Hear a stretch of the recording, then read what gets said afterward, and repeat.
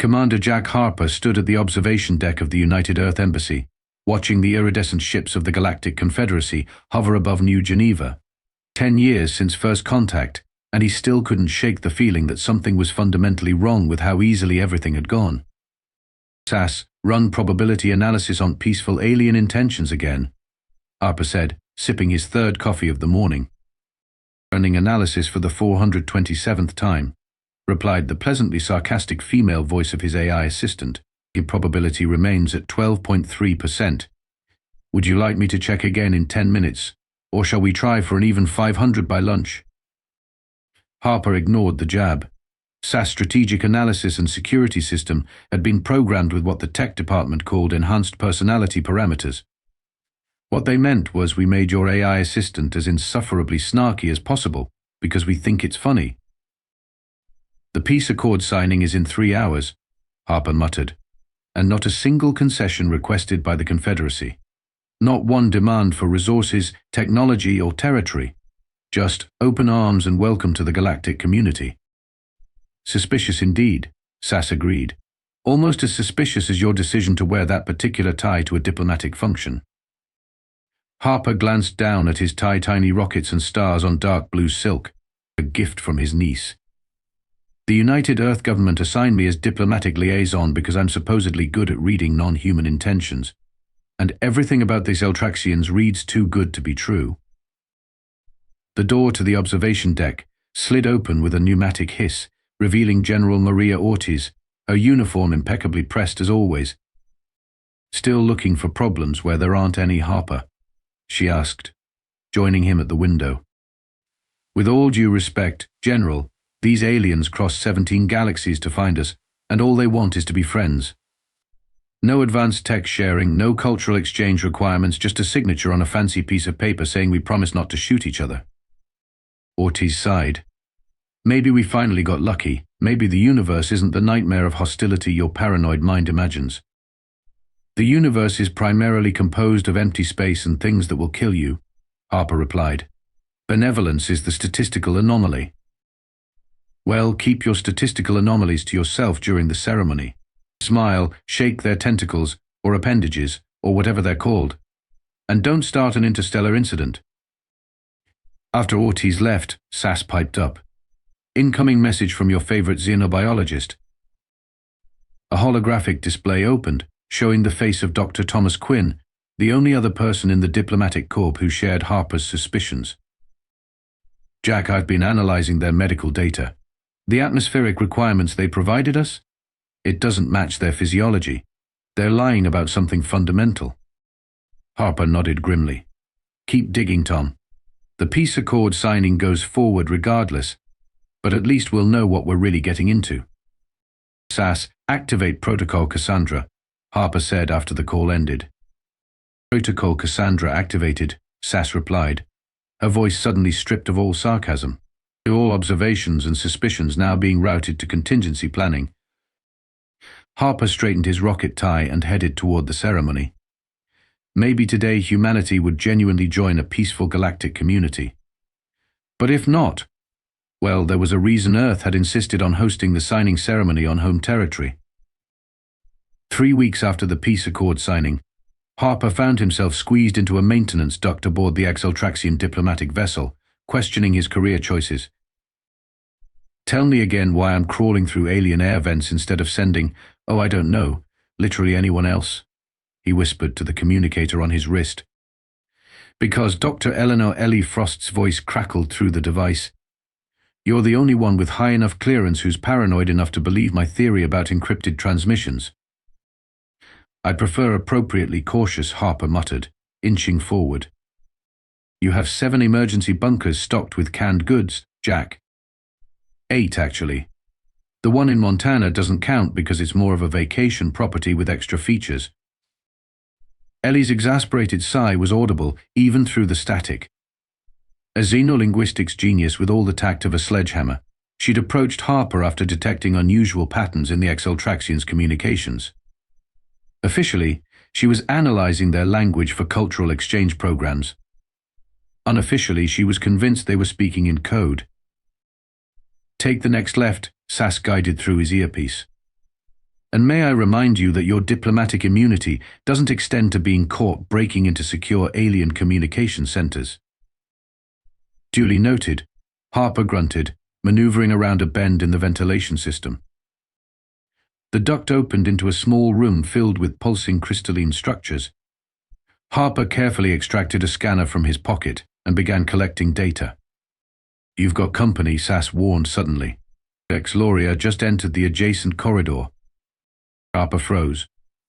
Vex Loria was his assigned cultural liaison, a 7-foot, blue-skinned Xeltraxian with 4 arms and an unnervingly perpetual smile. She had a habit of appearing precisely when Harper was investigating something suspicious.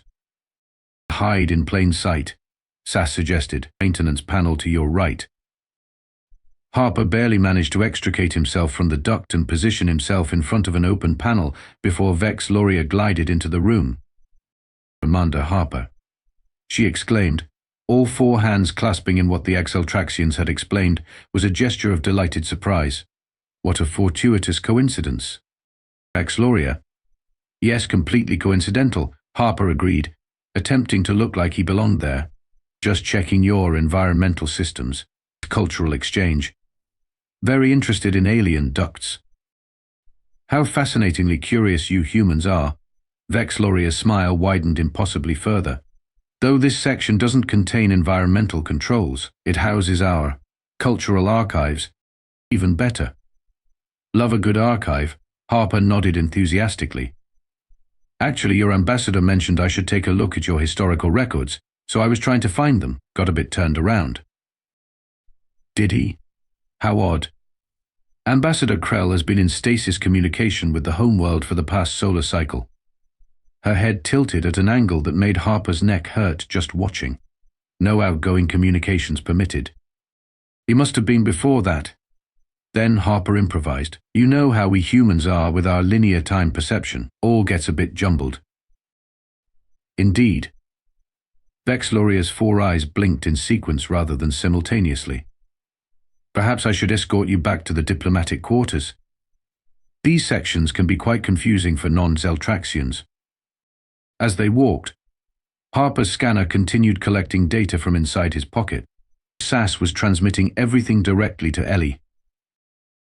Later that evening, in Harper's secure office beneath the embassy, Ellie paced frantically while holographic projections of alien code sequences floated around her. "They're not speaking in code," she announced, stopping abruptly. "They're speaking in layers." Her eyes were wide with the particular mania that only came from academic breakthrough combined with existential dread. "Each communication has at least 3 simultaneous meanings." "And what does that tell us?" Harper asked, already suspecting the answer. "The surface layer is all peace and cooperation. The secondary layer contains military coordinates." Ellie swallowed hard. "The tertiary layer? Invasion plans." "Told you so," Harper said, unable to resist. "Sass, connect me to Admiral Montgomery." Minutes later, the weathered face of Admiral Thaddeus Montgomery appeared on screen. With his rumpled uniform and perpetually confused expression, Montgomery looked like he'd been woken from a nap which, to most of the diplomatic corps, reinforced his reputation as a ceremonial relic kept around for tradition's sake. To Commander Harper, Montgomery slurred slightly, calling to complain about more aliens being too nice again. Harper had never fully understood why Earth's defense forces were entrusted to someone who looked like he might forget where he parked his flagship, but protocol was protocol. "Admiral, we have confirmation of hostile intent. Dr. Frost has decoded their transmissions." Montgomery's seemingly bleary eyes suddenly sharpened, his posture straightening. "Verification code Sierra, Echo Charlie Romeo Echo Tango." "Tango Hotel Echo Alpha Tango Echo Romeo," Harper replied without hesitation, surprised at the sudden transformation. "Excellent," Montgomery said, all traces of confusion vanishing. "Stand by for secure transmission in exactly 15 minutes. And Montgomery out. Harper and Ellie exchanged bewildered looks as the screen went dark. "Did he just?" Ellie began. "Drop the doddering old man act like a hot potato." "Yes," Harper finished. "Which means we've been had, or more precisely, the Xeltraxians have." "I'm not following." "Sass, Explained the Admiral Montgomery hypothesis to Dr. Frost. Gladly, Sass replied. Admiral Thaddeus Montgomery, decorated veteran of the Mars conflict, has publicly maintained a persona of increasing incompetence for the past 7 years, coinciding precisely with first contact preparations. Hypothesis, it's an elaborate counterintelligence measure. You're telling me, Ellie said slowly, that Earth's highest-ranking military officer has been pretending to be a bumbling idiot for 7 years. That's actually brilliant. And terrifying, Harper added, because it means we've been expecting betrayal from day one. The secure bunker, 3,000 feet beneath the Mariana Trench Research Station, looked nothing like the diplomatic facilities Harper was accustomed to.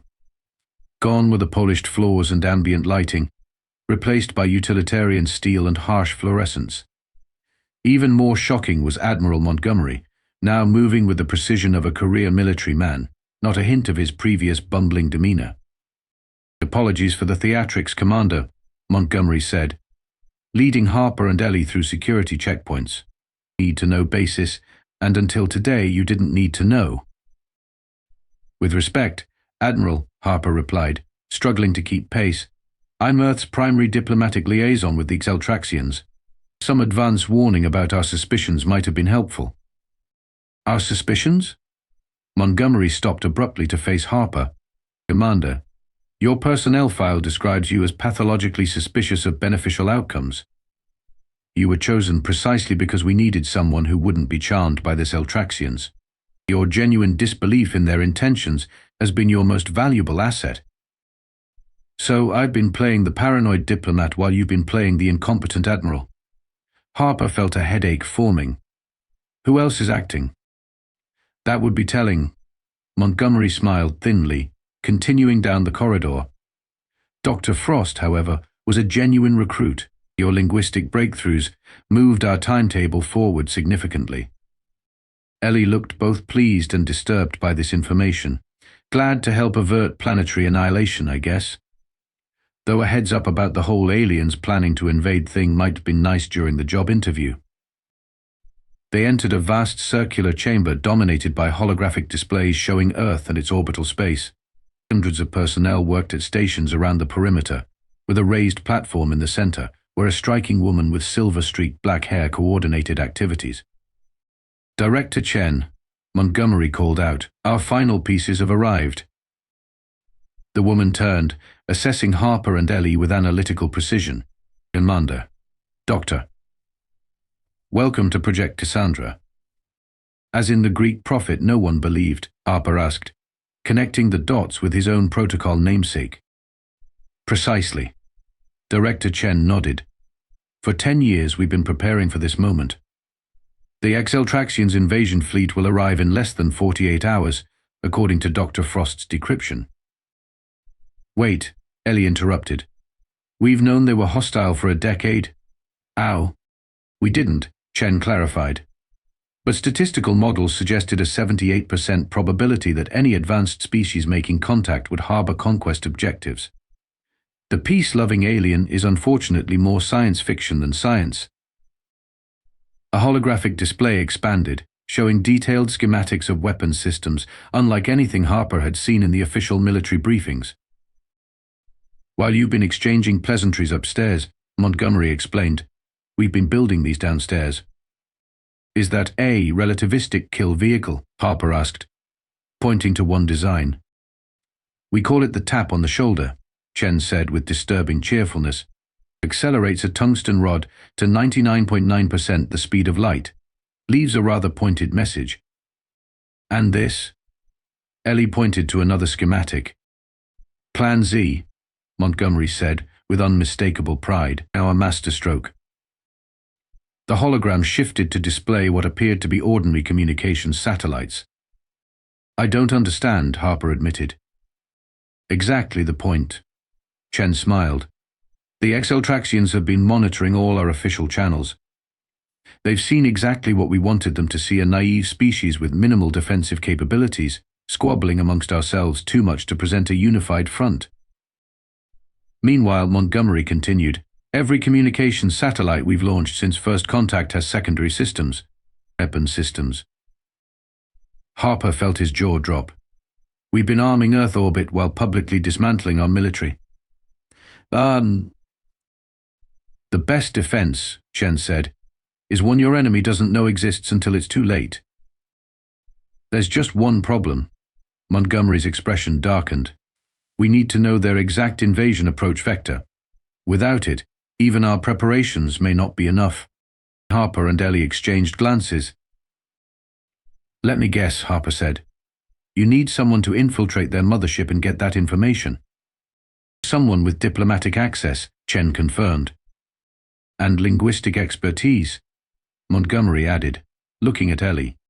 Of course, Harper sighed. Because my job description clearly included suicidal espionage missions. Think of it as an extension of your diplomatic duties, Chen suggested, just with more potential for disintegration. According to my security clearance, Ellie interjected, I'm a civilian consultant specialized in xenolinguistics, not James Bond with a PhD.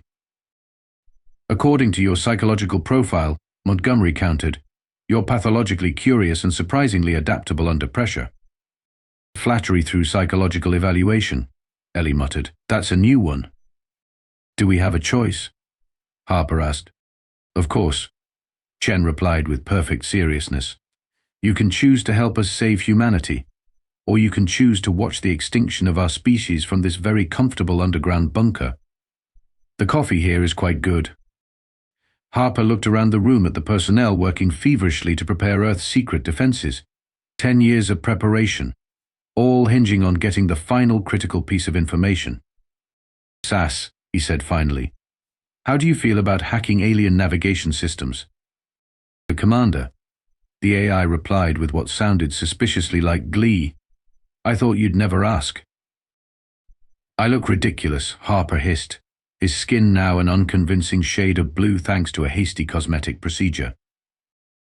You think you have it bad? Ellie's voice came through his earpiece. You see her? They gave me 4 prosthetic arms. Do you know how hard it is to coordinate 4 arms when your brain is wired for 2? They were aboard a service shuttle heading toward the Xeltraxian mothership, disguised as maintenance technicians. Their documentation, courtesy of Earth's intelligence division, identified them as peripheral staff from the Xeltraxian homeworld. SAS, status report, Harper subvocalized. And mothership defense systems are not currently scanning this vessel, the AI reported. Either they're incredibly trusting or incredibly overconfident. Probably both, Harper muttered. The shuttle docked with minimal fuss. Harper and Ellie disembarked, keeping their heads down and mimicking the distinctive swaying gait of the Xeltraxians. They followed the service corridors according to the schematics that intelligence had pieced together from surveillance. Remember, Ellie whispered, minimal conversation. My accent is atrocious.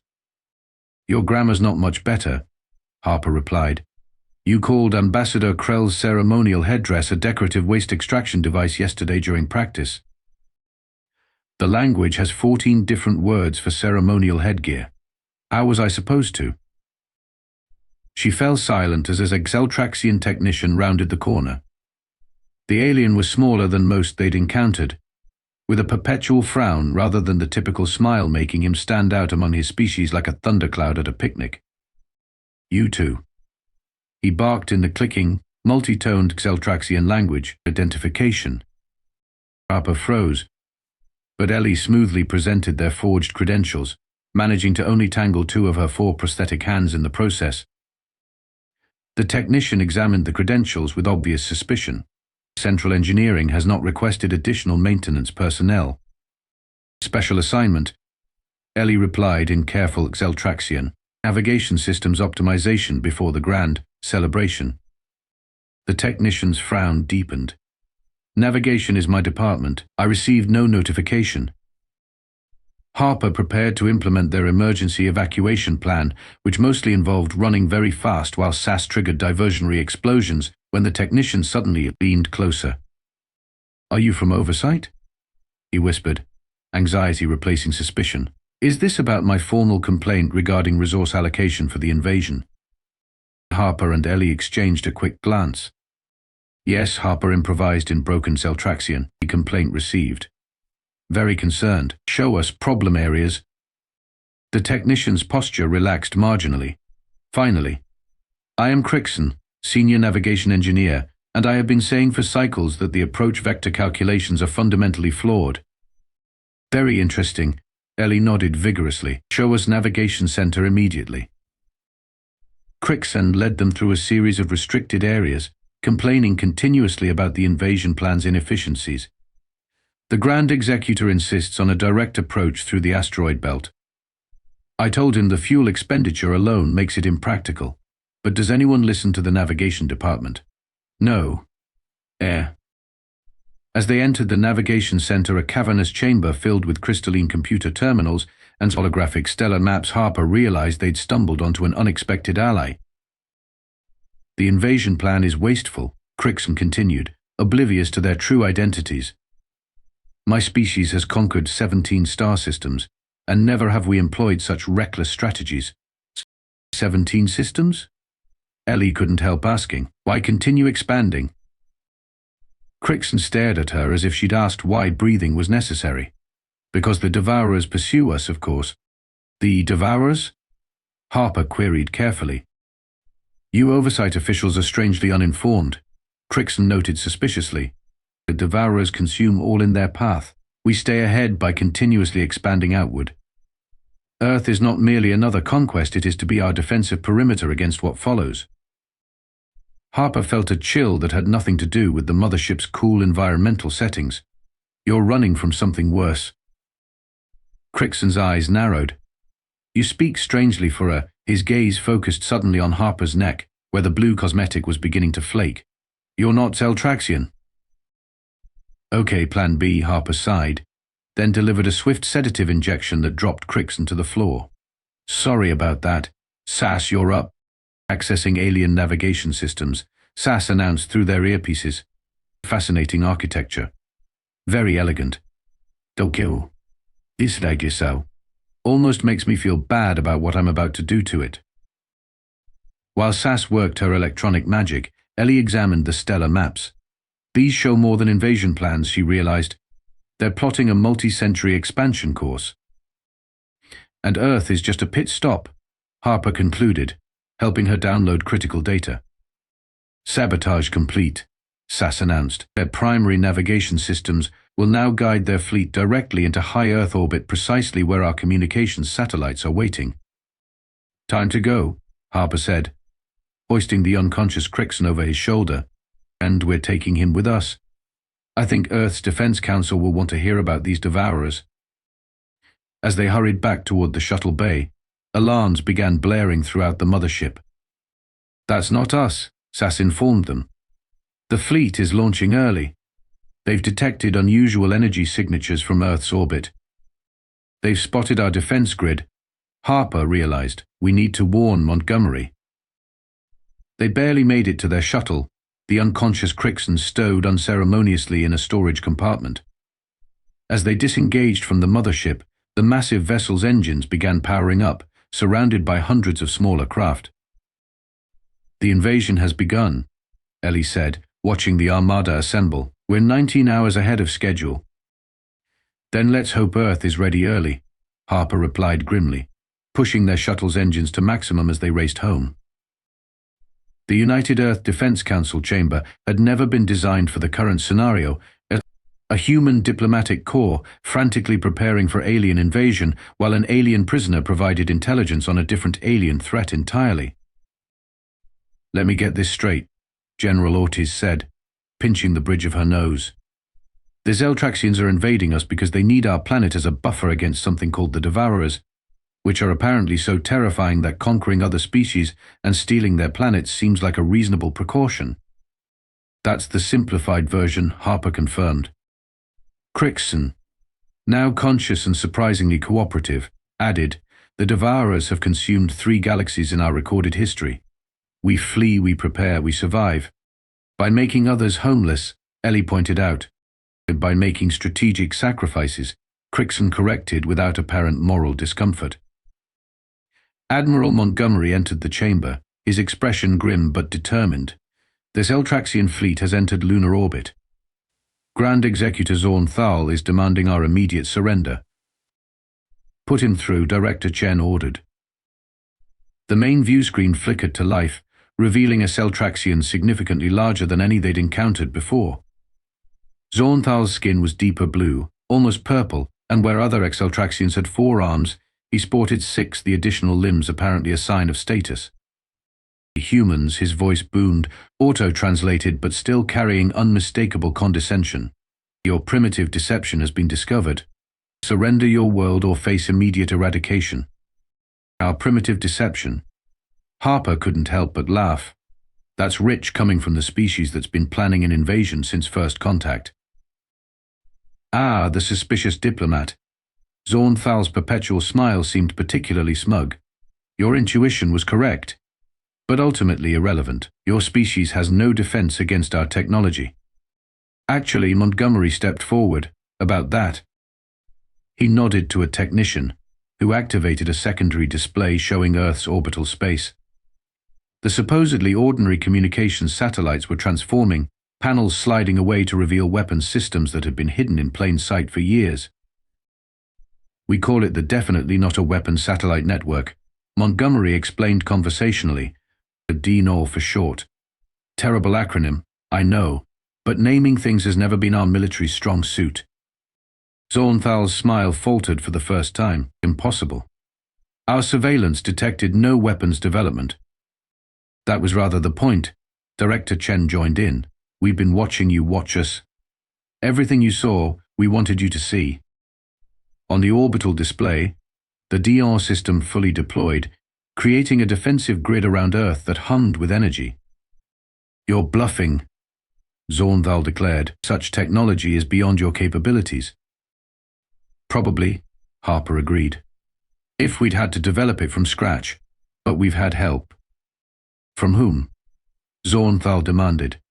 From you, Ellie answered. Every diplomatic exchange, every cultural sharing session, every piece of technology you so generously demonstrated we were learning. Reverse engineering. Adapting. The peace accord, Harper added, gave us 10 years of studying your technology up close.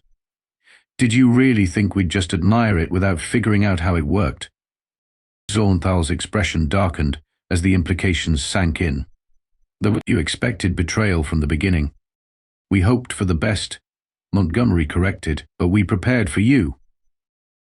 As if to emphasize the point, one of the DNOR satellites fired a precision beam that neatly sliced the engine section from a Xeltraxian scout ship that had ventured too close. The disabled vessel drifted harmlessly into a containment field.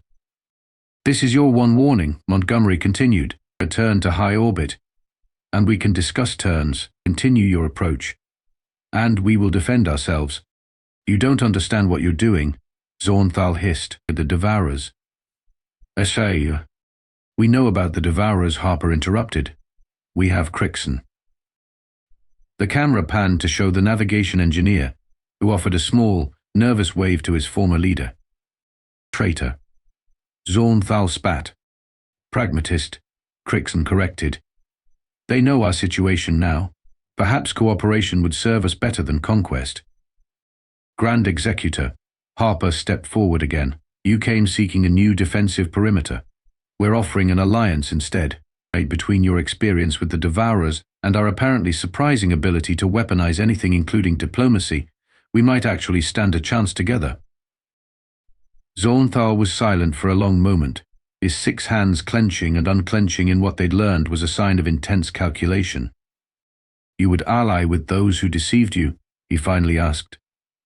Says the alien who signed a peace treaty while planning an invasion. Ellie muttered just loudly enough to be heard. We're willing to negotiate, Chen interjected more diplomatically, starting with your fleet backing away from our planet. On the display, more DNOR satellites rotated to targeting positions, their energy signatures building. Perhaps, Zornthal said slowly, we have underestimated humanity's capacity for both paranoia and innovation. It's kind of our specialty, Harper admitted, and turning seemingly benign objects into weapons. You should see what we can do with kitchen appliances.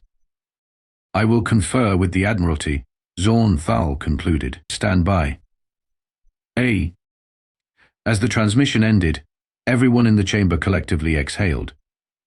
That went better than expected, Montgomery remarked. I thought we'd have to vaporize at least one of their capital ships as a demonstration. The day's still young, Harper reminded him. And the Devourers are still coming, Crix added soberly. Whether as allies or conquerors, our species will have to face them together. One existential crisis at a time, Harper suggested. First, let's make sure we don't blow each other up today. 6 months after what the media had dubbed the almost invasion, the newly established Xeltraxian Joint Defense Command Center hummed with activity. Created on the far side of the moon a compromise that satisfied both species' security protocols, it represented something unprecedented in human history, genuine interstellar cooperation born from mutual suspicion. Harper, now officially titled Chief of Interspecies Trust Issues, a designation he suspected Montgomery had created purely for amusement, had stood before a holographic display of the defensive perimeter extending from Earth orbit to the Kuiper belt.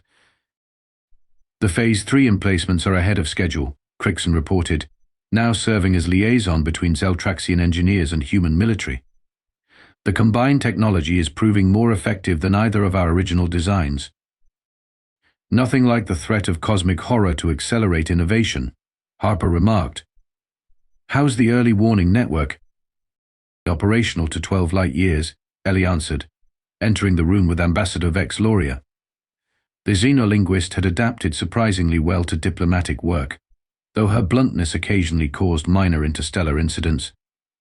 We can now detect Devourer quantum signatures well before they enter the solar system, assuming they follow their established consumption pattern, Vex Loria added. Her perpetual smile now seemed genuine rather than disturbing. And if they don't, we've got contingencies for our contingencies, Harper said. Speaking of which, SAS, status update on Project Porcupine. Project Porcupine is at 87% completion, SAS replied from speakers throughout the facility. The autonomous defense platforms will be fully operational within 14 days. Excellent work as always.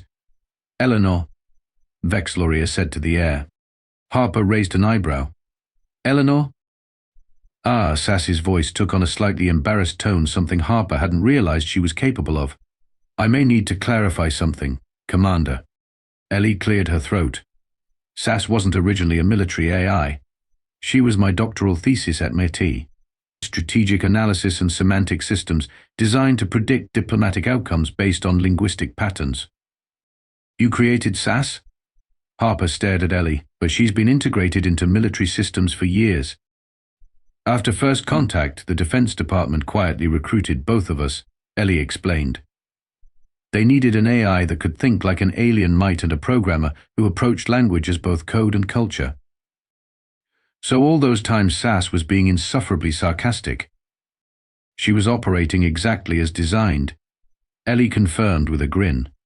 The personality parameters were modeled after my academic advisor. Brilliant woman, absolutely no filter. This explains so much, Harper muttered. A proximity alert interrupted their conversation. The holographic display shifted to show an approaching diplomatic vessel. The Andromeda Coalition representatives are arriving, Vex Loria announced. The 7th species this month seeking alliance against the Devourers. Word travels fast in interstellar space, Harper noted. Especially word that humans and Xeltraxians managed not to annihilate each other despite mutual deception, Crix added with newfound appreciation for irony. It's unprecedented in galactic history. The Rigelians are calling Earth the deception planet in their diplomatic cables, Ellie informed them. Apparently it's a term of respect.